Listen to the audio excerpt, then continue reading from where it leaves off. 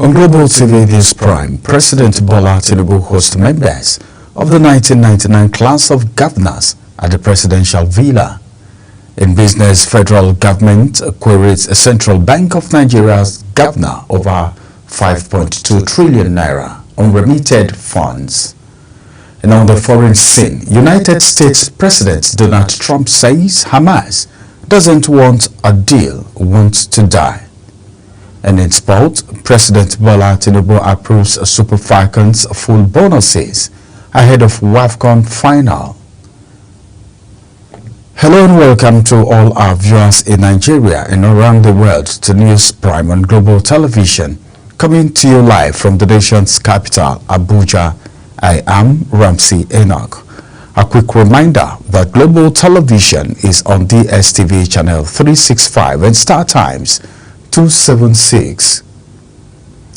President Bola Tinubu hosted members of the 1999 class of governors at the Presidential Villa in Abuja. The former governors, who were the first set elected at the dawn of Nigeria's Fourth Republic in 1999, were elected the State House by James Ibori, a former Delta State governor. Although the details of their discussion were not disclosed at the time of the filing of this report, the visit is widely believed to be part of President Tinubu's ongoing consultation with key political stakeholders. The presidency has dismissed claims by Senator Rabiu Kwankwaso that the Tinubu administration is concentrating more of the infrastructure development in the south than the north. Kwankwaso, the presidential candidate of the New Nigerian People's Party (NNPP) in the 2023 election, during a stakeholders dialogue on the 2025 constitutional amendment in Kano on Thursday, alleged that the north was being sidelined in terms of federal projects and development priorities. The former governor of Kano State lamented the deplorable state of the Abuja-Kaduna highway, describing the experience of traveling on it as hell compared to the roads in the southern part of the country. President Bola Tinubu has called on all Progressive Congress governors to focus more on grassroots engagement to meet the expectations of Nigerians. The president made the call at the 14th National Executive Council NEC meeting of all Progressive Congress in Abuja, stressing the need for increased community engagement and greater responsiveness to citizens' concern. Kikelomo Okere has the details. Speaking at the National Executive Committee meeting of the All Progressive Congress, President Bola Ahmed Tinubu emphasized that the party's strength lies in expanding its ranks and encouraged the new national chairman to establish a national working committee which members will visit states, ensuring that all new members are seamlessly registered and integrated. The president thanked the former national chairman of the APC, Dr. Abdullahi Ganduje, for his contribution to the development and ideology's clarity. Wobbling, confused, is today stabilized, and we are making progress.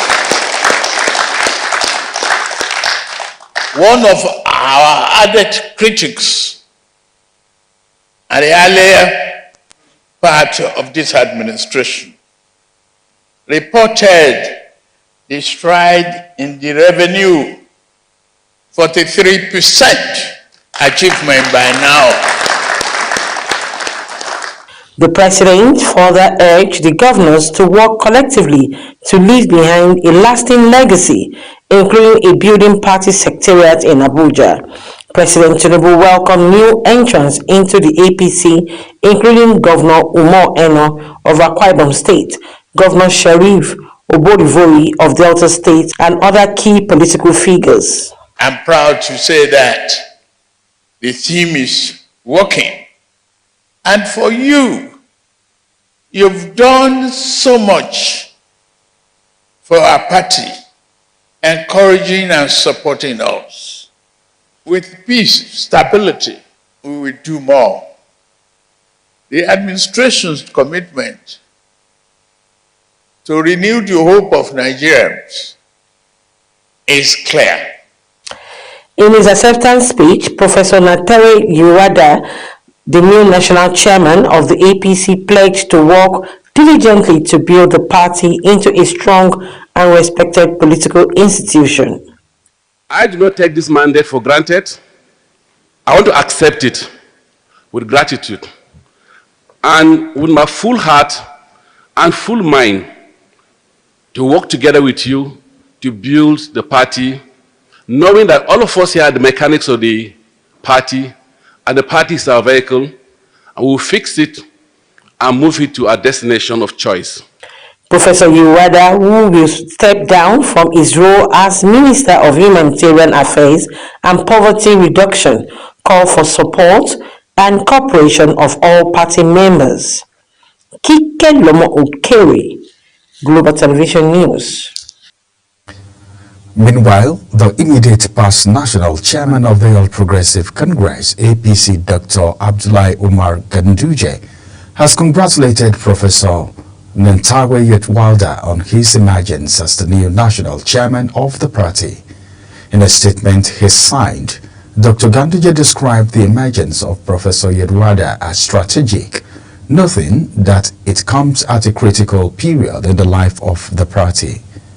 Ganduje also tasked the new national chairman to build on the solid foundation and legacy he laid during his tenure, just as he himself had built on the effort and achievement of his own predecessor, while also using the opportunity to commend the APC National Executive Committee, NEC, and other organs of the party for ensuring a transparent and consensus-driven process that led to the emergence of Professor Yetwalda. The People's Democratic Party, PDP, has scheduled its national convention for Saturday, November 15 to Sunday, November 16, 2025 in Ibadan, Oyo State. This was part of the resolution reached at the National Executive Committee NEC meeting held in Abuja. The NEC mandated the acting national chairman, Ambassador Umar Damagu, and the national secretary, Senator Samuel Anyanwu, to officially write to the Independent National Electoral Commission, that is INEC, to notify it of the planned convention. Our correspondent, Ubong Usoro, has the details. The People's Democratic Party, PDP, held its National Executive Committee meeting, NEC, in Abuja, with key party leaders in attendance to discuss unity, reconciliation, and preparation for the upcoming National Convention. The NEC also approved the membership of the National Convention Committee and the Zoning Committee, aimed at ensuring a transparent and credible electoral process. The PDP National Chairman, Umar Damagu, expressed satisfaction with the resolution of internal disputes, describing it as a demonstration of PDP's commitment to dialogue and unity. He added that the party remains united, strong, and well-positioned to offer a credible alternative as an opposition party. Members of POT, our commanders in the state, and our ex-officials who are present. Please permit me to stand on the already established protocol. It is with great pride and a deep sense of honor to welcome you to this 101 NEC meeting. Governor Bala Mohammed of Bauchi State and chairman of the PDP Governors Forum urged the gathering to strengthen efforts to rebuild the party across all levels. He reaffirms PDP's position as the only truly national party capable of providing credible leadership. Reading the communique at the end of the meeting, the PDP National Publicity Secretary, Honorable Debo Olugodoya, reaffirms party's commitment to internal reforms and discipline. He announced the decision of the NEC to caution members against holding meetings with opposition parties and reminded them that the PDP remains the only credible and viable opposition platform in the country. Sir, NEC expressed serious concern and frowns at the reported participation and involvement of party members in the activities, meetings, and gathering of another political the elective national convention will elect the next set of national officers for our party will hold on Saturday, 15th to Sunday, 16th November 2025 in the Adodio Park. The party further called on aggrieved members to return to its fold, emphasizing the importance of unity and strategic planning ahead of the 2027 general election. Ubong Usoro for Global TV. The Senate has adjourned plenary to September 23rd, 2025, making the end of the current legislative year with a descriptive and directive to all committees to conclude work on pending reports ahead of resumption. Thompson Gimba has details. President of the Senate, Godswill Akpabio, made the announcement after a closed-door executive session that lasted for over an hour. He charged all standing and ad hoc committees to make effective use of 2-month break to finalize their assignments in order to ease legislative consideration and adoption upon resumption. In his earlier remarks, Senator Akpabio also encouraged lawmakers to use the recess period to inspect road construction projects in their constituencies and across the country. The suspension is just plenary sittings. All ad hoc committees should continue to work. All necessary committees, the Diaspora Committee, Committee on Reparation, Committee on Interior, and others. This is the best time for you to undertake visits to prisons and all that. Do all your reports and make them available as soon as we come back. We'll have a special day to consider all reports. And then all the other committees, reports extended to you, you must also make sure that those reports are ready for Senate scrutiny when plenary commences. You are moving from plenary for the next few weeks, but you are not stopping your legislative functions. Meanwhile, senators are expected to travel to Jos Plateau State on Friday to attend the burial of the wife of their colleague, Senator Dicket Plan, representing Plateau Central. We will all converge at Jos to bid the wife of our colleague, the civil senator Dicket Plan, Mrs. Plan, farewell as she goes back to her creator. May her soul once again rest in perfect peace. The long recess is an annual break for countries practicing democracy around the world, which by its annual calendar ends in June of every legislative year. Topsy Gimba, reporting for Global Television News. The Nigerian Senate has refuted recent social media claims that the Constitution Review Committee proposed creating 12 new states in Nigeria. Senator Abdul Nengi, representing Bauchi Central, dismissed the report as false during plenary under Order 42. Clarifying the committee has neither received any zonal review report nor deliberated on state creation bills. Thompson Gimba has the details. We'll bring you that detail in our subsequent bulletin. The House of Representatives has expressed its determination to ensure timely and accessible justice delivery in the Federal Capital Territory. This comes as lawmakers held a public hearing on 2 key bills aimed at strengthening the judiciary and expanding access to justice for residents. National Assembly correspondent Aniete Patrick reports. The call for a more efficient justice system in the nation's capital echoed at the National Assembly complex in Abuja. Chairman House Committee on FCT Judiciary, Honorable Adamu Gamawa, says the House is determined to make justice delivery faster, more efficient, and accessible to all residents of the FCT, regardless of social class.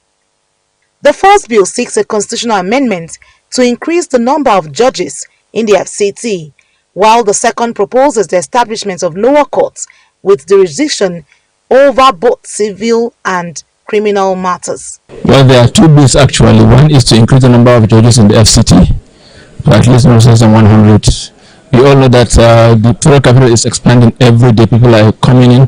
Wherever you have so many people, you expect to have some disputes. So the burden of the cases on the present number of judges is very, very cumbersome. Speaker of the House, Honorable Tajin Abbas, represented by the Deputy Minority Leader, Honorable Aliyu Madaki, reaffirmed the House commitment to judicial reforms and the rule of law. Is a direct exercise of that constitutional mandate. It affirms our commitment to check and balances, good governance, and the rule of law. Also speaking at the hearing, President of the Nigerian Bar Association, Afam Osigwe, declared the NBA's full support for the bills, but called for reforms in customary law practices, including the removal of Section 16 of the existing provisions. Take the cognizance of the fact that Section 15, I think, has earlier made provision that it can apply principles of common law and equity, and then also now saying it should also apply principles of common law that may create a problem, and to avoid conflict of jurisdiction, as that would also implicitly suggest that since it can apply principles of common law, then it can adjudicate on common law issues. The House says the public hearing provides an opportunity for stakeholders to exchange ideas and fine-tune the proposed legislations to achieve effective judicial reforms. Annie T. Patrick, Global Television News. Governor Hope Uzodinma has observed that lasting peace and security in Imo State, border community are key to driving this social-economic development. The governor stated this while inaugurating the new Imo State Boundary Committee, which is expected to strengthen boundary management and promote peaceful coexistence among communities. Our correspondent Amarachi Ibe reports. Imo State Governor Hope Uzodinma emphasized that effective boundary administration is crucial for resolving disputes and preventing conflicts. He called on the committee to carry out its duties with dedication and transparency. And charge this committee to be diligent and do whatever it will take to return peace in the disagreeing communities in Imo State and in handling all boundary issues in Imo State, so that Imo State will have peace, bring prosperity, and the enabling environment that will guarantee the realization of our aspirations as a government. In her response, the chairman of the committee, who is also the deputy governor, Chinyere Komaru, pledged to work with the stakeholders to peacefully resolve boundary issues and strengthen unity across the state. We work hard to perform the duties for which we have been inaugurated today, ultimately adding value to your administration and bringing happiness to the great people of Imo State, which is your heart's desire. The committee is expected to help maintain peace, build stronger community relations, and promote good governance throughout the state. From Owerri, Amarachi Ibe, reporting for Global TV News. You're watching the live broadcast of News Prime. When News Prime returns, the Tinubu approves full allowances, bonuses for Super Falcons ahead of WAFCON final. Details coming shortly, plus business and foreign stories on the other side of this break. Stay with us.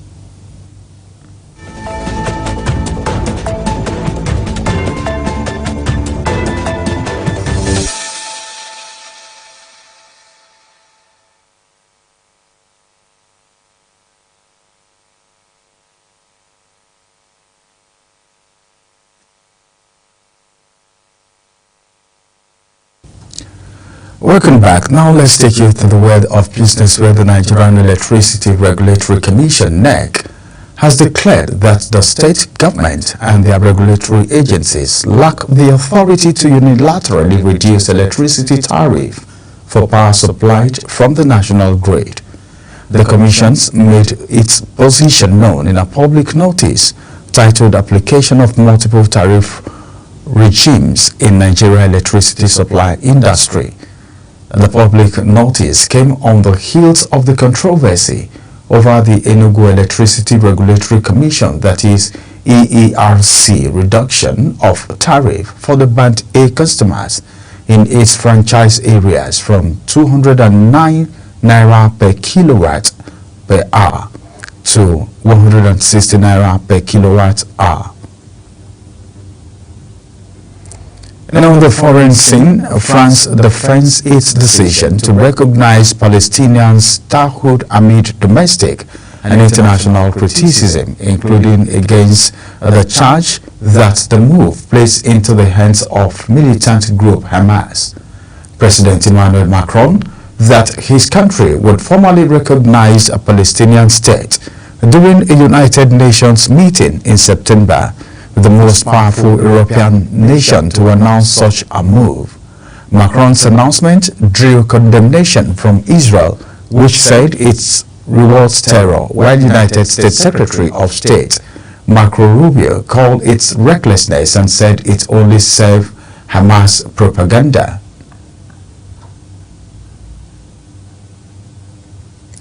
Thailand has called for a peaceful resolution to deadly border fighting, with Cambodia says it prefers to settle the matter through bilateral dialogue, while leaving the door open to potential involvement from the Association of Southeast Asian Nations if necessary. Ministry of Foreign Affairs spokesperson Nikondej Balakura said that the situation on the ground had improved slightly, although clashes had resulted in casualties. Nikondej said Thailand has tried to reach out to the Cambodian government in the hope of easing the tension. Now to the world of sport. President Bola Tinubu has approved the full payment of allowances and match bonuses for the Super Falcons ahead of the final match against Morocco in the 2025 Women's African Cup of Nations WAFCON. The chairman of the National Sports Commission, Shehu Diko, made the announcement while speaking with reporters in Abuja, stating that confirmed that all entitlement up to and including the final on July 26 had been disbursed for immediate payment to players, coaches and officials. Diko described the gesture as policy in motion and demonstration of a renewed commitment to Nigerian athletes under Tinubu's leadership. As Global TV News Prime comes to an end, let's take a look at the top stories. President Bola Tinubu hosted members of the 1999 class of governors at the Presidential Villa in Abuja. In business, the Joint Committee of the House of Representatives, comprising public accounts and public assets, probing alleged non-compliance with the Fiscal Responsibility Act 2007 and the Finance Act 2020 on the remittance of operating surplus and management of unclaimed dividends and dormant accounts. And on the foreign scene, President Donald Trump said that Hamas did not want a ceasefire deal in Gaza after Israel and the United States quit indirect negotiation with the Palestinian militant group. And finally, from the world of sports, President Bola Tinubu has approved the full payment of allowances and match bonuses for the Super Falcons ahead of their final match against Morocco in the 2025 Women's African Cup of Nations WAFCON. That is it on News Prime. A quick reminder that Global Television is on DSTV channel 365 and Star Times channel 276.